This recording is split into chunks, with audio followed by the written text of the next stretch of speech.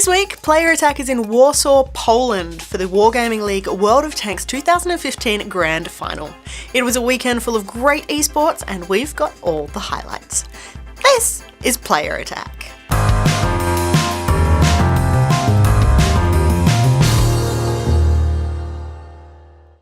Hi, I'm Jessica Citizen, and this week we're going to kick things off with some bad news for Australians.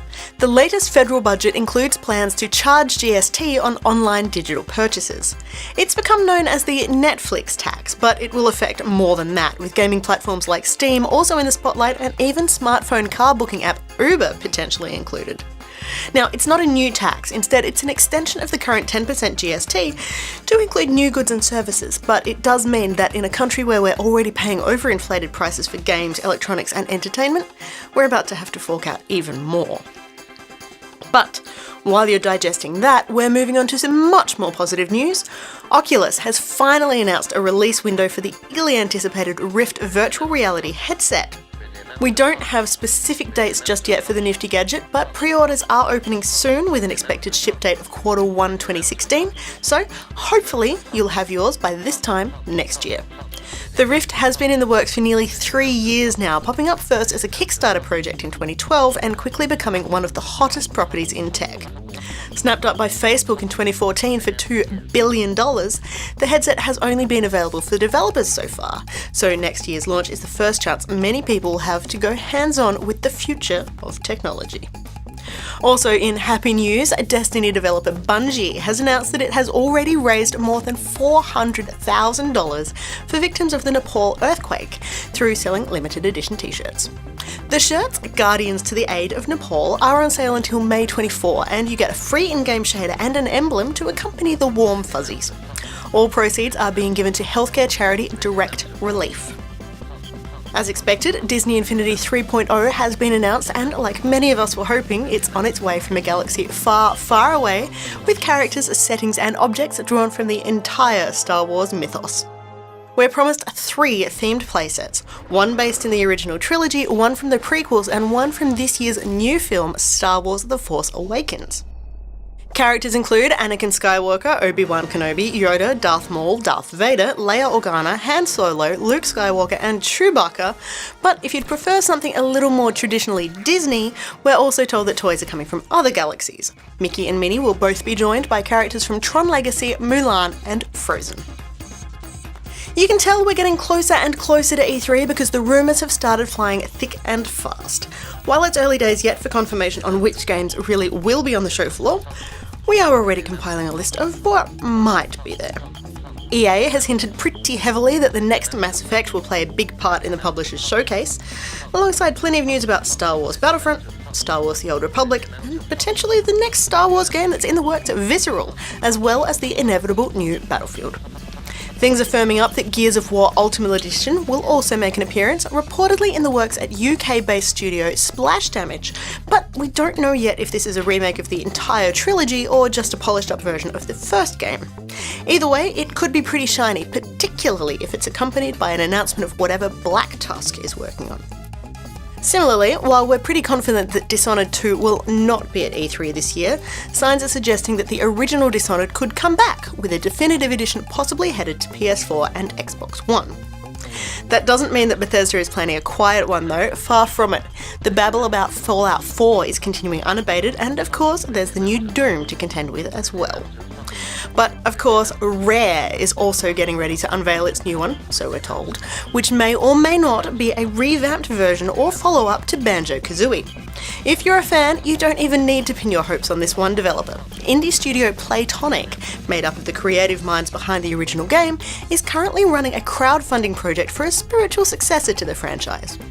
Titled Yooka-Laylee, the game shot past its original planned goal within just 30 minutes and accomplished all of its planned stretch goals within 24 hours. Now, the game is headed simultaneously to Linux, Mac, PC, PS4, Xbox One and Wii U when it finally releases, which the developers hope will be before the end of 2016. Of course, you can still chip in your own contribution. The project is running until June 17. In other long overdue news, we have finally been shown the first trailer from Pure Ownage the movie, and it looks pretty much exactly like we were hoping for.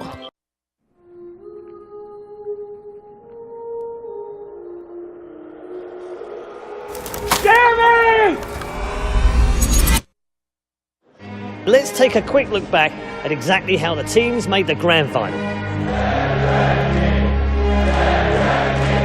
No, I think there's like a reason for like life and stuff. That reason is owning. Welcome, all you aspiring professional gamers. Gotta take it to the next level, you know? On the pros. Noobs, dog. They're such noobs!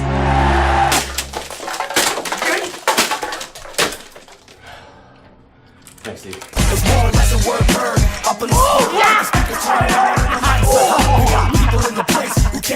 Let's do it, Super!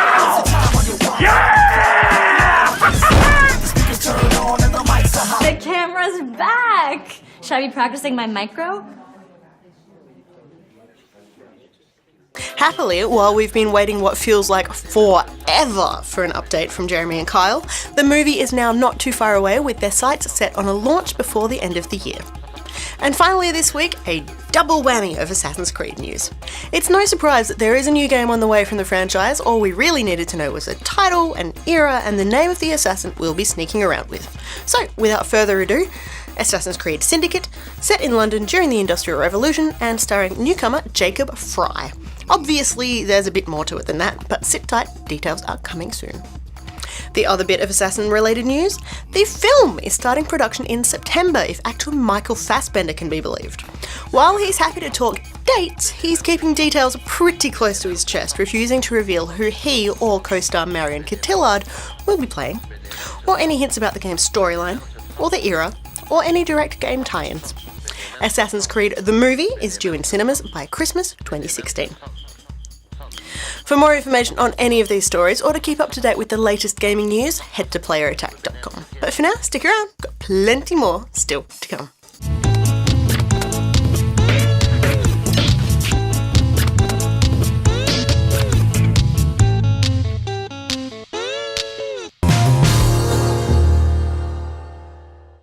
For the second year in a row, Warsaw, Poland played host to the World of Tanks Grand Finals, and the only thing more glorious than the weather and the glorious city itself was the amazing pro gaming happening on stage. As soon as we set foot in the city, we were greeted by a massive sign plastered across the Warsaw Central train station advertising the weekend's festivities. We spent the day wandering around, checking out the sights, eating pierogi and enjoying the sunshine, but we were there to watch World of Tanks, so to get properly in the mood, we had to go find ourselves a tank. I've got a hint for you. If you ever want to find a tank in the middle of Warsaw, head to the Polish Army Museum. They've got plenty. Planes too, if that's more your style. We are here at the Museum of Warsaw Military to transport this beauty, meaning the Sherman, from museum to our Warsaw Grand Finals.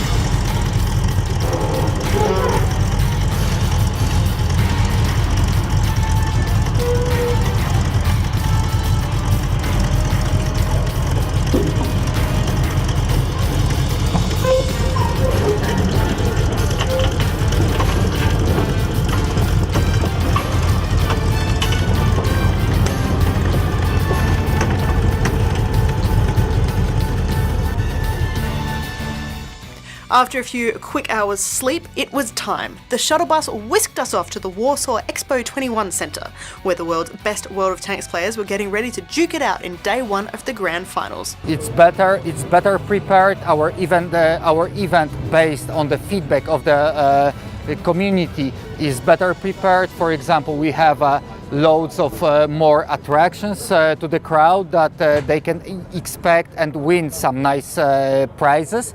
Hopefully there will be loads of people to come, spectate and to cherish our esports gladiators. And this is the thing that is really in value for us. And by the way, this wasn't just a special bus for us special people. Wargaming had organised shuttles to run from train stations and other locations around Warsaw to make sure that everyone could get to the event. Well, last year I believe we had a tremendous success in terms of spectators, in terms of media, in terms of what was going on. We felt really positive approach when the people came to us, and said that You know, the event is great, and the things like this. So in general, we felt this beautiful and positive approach of the people attending, and that's why there was a kind of a no second guess, you know. It was like, let's do it one more time in Warsaw. Yes, let's do it. Last time we spent some serious time with World of Tanks was in South Korea last year for the Season 2 regional finals. Back then, Korean team Arete convincingly beat Chinese team Elong to take out the second Asia-Pacific title for the season. Earlier this year, Arete took out the third Asia-Pacific title for the season, meaning we figured that local gamers were in with a pretty good chance in Warsaw. But that was not to be. Arete were knocked out by European team Krasnokru in the first match of the weekend, and that surprise set the tone for the rest of the competition. But he knows this is done and dusted, and there we have it. Kazna pick up round one. Solid all-round performance from Krasnokru. Yeah, well, Arete didn't play really well in the first game. They stepped up against Hellraisers though. They almost defeated Hellraisers because of their aggressive playstyle. It's something that us Russian and Europeans are not really used to. So they always go aggressive, they just push somewhere, and I think we handled it better than Hellraisers, but Hellraisers didn't really know how to react on that. By the end of the first day, after 12 matches, we'd seen Arete knocked completely out of the competition, along with Chinese representatives RG Razor and both North American teams, Roulette and Elevate. That still left 8 of the world's best teams in the running for Day 2 of the World of Tanks Grand Final.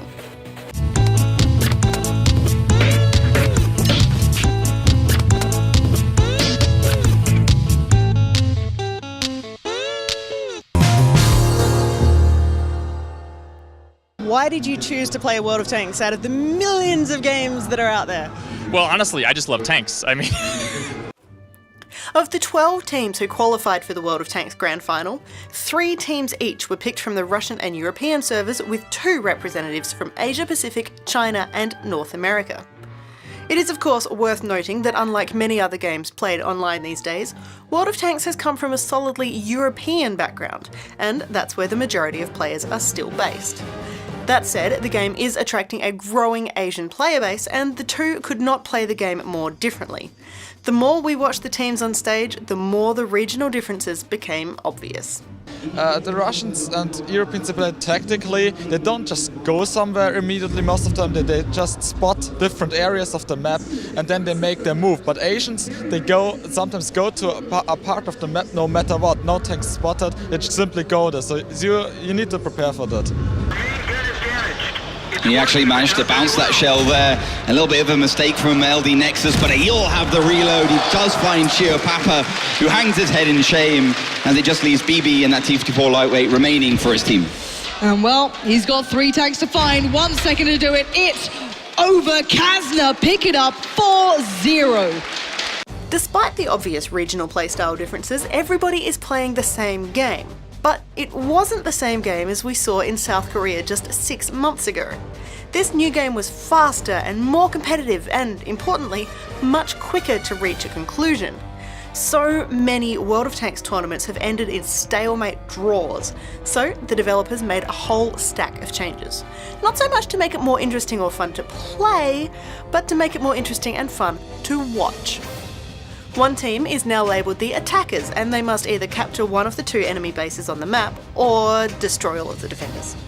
The defenders, of course, must stop the attackers from capturing the base, or destroy all of the attackers. Previously, we got lots of feedback from players, from our viewers, and also ourselves. We understood that the game could be boring, and there could be such stuff as like 10 draw matches in a row, and one match of 2 teams could last like forever. Looking for Eurofish, looking for Isner as well. Isner almost reloaded. He can unload on this lightweight, but from behind as well. Oh, Strike! We saw him hit the tree earlier in the round. He stayed there. He held position, and Eurofish has no choice but to try to go head-to-head with him. Try and get the 1v1. He does, but it might be too little, too late for Krasnokru. And that's going to be it. Clean it up right out of the end of that fight, and they will take it. Absolutely. In case you were wondering, the teams have also commented that the changes do make the game more fun to play, but that's not the only change that Wargaming has made to attract new gamers to World of Tanks. Starting this year, the developer will actually pay a hefty salary to the best World of Tanks players on the planet, encouraging them to play more, get better, and create a name for themselves. Each of the top teams will be given an allowance based not only on how well they play the game, but also how well they promote themselves online. So what we're looking at now, we try to find a fair balance and help people to do what they love to do full time, to be the stars, the skilled players they are, to make a living out of it. Sure, you can always just be dependent on one game, but the thing is, let's say wargaming stops one day with World of Tanks, God forbid. We don't know, but the goal is that these teams, they can still sustain, they can go to another game, they have the infrastructure running, they have the brand, they don't need us, because I could never stop my job because I have to feed family, kids, but if I know what I have is like a little own business, I'm free.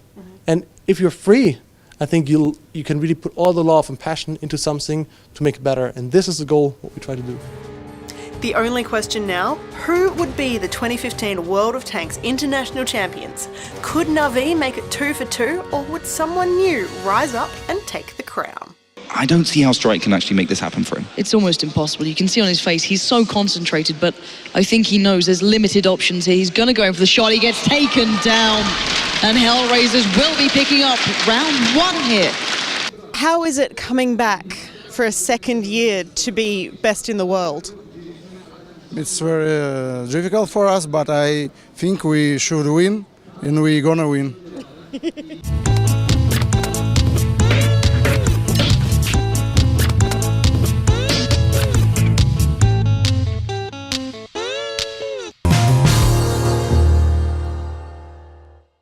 While I know we were just gloating about the perfect weather in Warsaw, but day 2 of the WGL World of Tanks Grand Finals for 2015 started with a grey, gloomy sky and hundreds of eager gamers lined up in the drizzle outside Warsaw's Expo 21 Centre.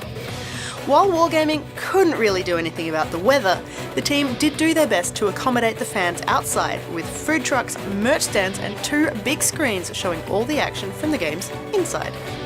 In some ways, Wargaming CEO Victor Kisley thinks that those outside might have actually had the better end of the deal, and not just because they had hot dogs. Last year we were in smaller venue, and it was, there were always people outside. Now we had bigger venue, and they're flocking outside. It's a pleasant problem to have. Maybe that's because of the fact that we don't sell tickets. I mean, the entrance is free for everyone.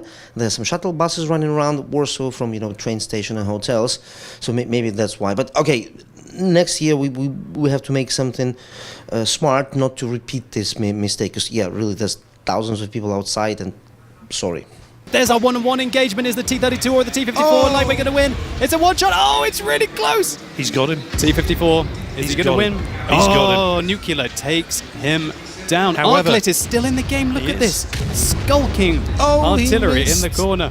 Dynamo he is did. Amarakt. He killed. He got a kill. got a artillery kill. scored a kill. And Now he's trying to ram the T-54 lightweight. You superstar. What an artillery player. Wow, look at that. Fantastic. At the end of the day, the whole thing is, to be inside audience is cool. I mean, inside the venue.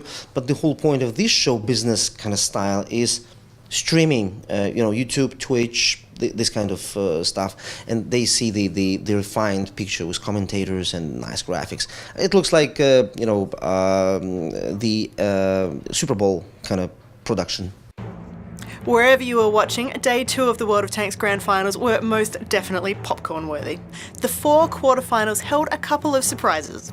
The Chinese team we knew as Elong, playing under their new name of EL Gaming, defeated Russians SC6. But the first big shock of the day came when European wildcards Kazna Crew took out fellow locals Schoolbus 5-3. But it didn't end there. Every expectation that you might have had for the semi-finals was quickly thrown out as the underdogs had their time in the sun. In an all-Russian server match, it was a case of old versus new as Hellraisers took on last year's champions Na'Vi, and it looks like the old guard needed to learn some new tricks as the newcomers took them down 5-2 in an incredibly emotional match. Then, while we were still reeling from that, EL Gaming squared off against European champions Kazna Crew. We already knew that the Europeans struggled against the aggressive Asian style of gameplay, but we thought the wildcards would put up a fight. Instead, they crumbled 5-3 and the crowd went crazy. However, it looks like all the big surprises had gone by the time we reached the match to determine third place. Old school favourites Na'Vi remembered what they were doing and quickly demolished the upstarts of Kazna Crew 5-0. And then it was time for the grand final to determine whether the new World of Tanks international champion would be from Asia or Europe. And while we dearly wanted EL Gaming to take Hellraisers down and give the APAC servers their first champion, alas, it was not to be. Hellraisers seconds away from being the world champions. One man stands in their path and they want this more than anything. They've taken down every single enemy, and with 2, maybe 1 more shells, it's their Monty claims it. Hellraisers are your world champions. A 7-1 scoreboard saw the hefty concrete trophy stay in Europe for another year with Hellraisers, but who knows what 2016 will bring. Coming from Australia, there are no Australian representatives here on stage today. What are you guys going to do to bring World of Tanks esports down under? So, Australia, honestly, it's up to Australia. The thing is, what we can do, we give the tools, we give the features, we give the money, we give everything, but the players, they can just take it, make it theirs. The same way when I talk with Asia, they say, guys, you have talent, you have skills, you have players, you have everything you need. Get your things together, guys. This stage is waiting for you. And that's about it for this edition of Player Attack. Thanks for watching. Next week, we spend some quality time with BJ Blazkowicz in Wolfenstein The Old Blood, wander around through Tim Schafer's return to point-and-click adventuring in Broken Age, and it's Freddy versus Jason versus Johnny as we chat to 2 of horror movies' biggest names. In the meantime, you can catch us on playerattack.com. We're on Facebook, YouTube and Twitter, and if you've got something you want to say, send us an email, mailbox@playerattack.com, or just hop on our forums. Till next week, I'm Jessica Citizen, and this is Player Attack.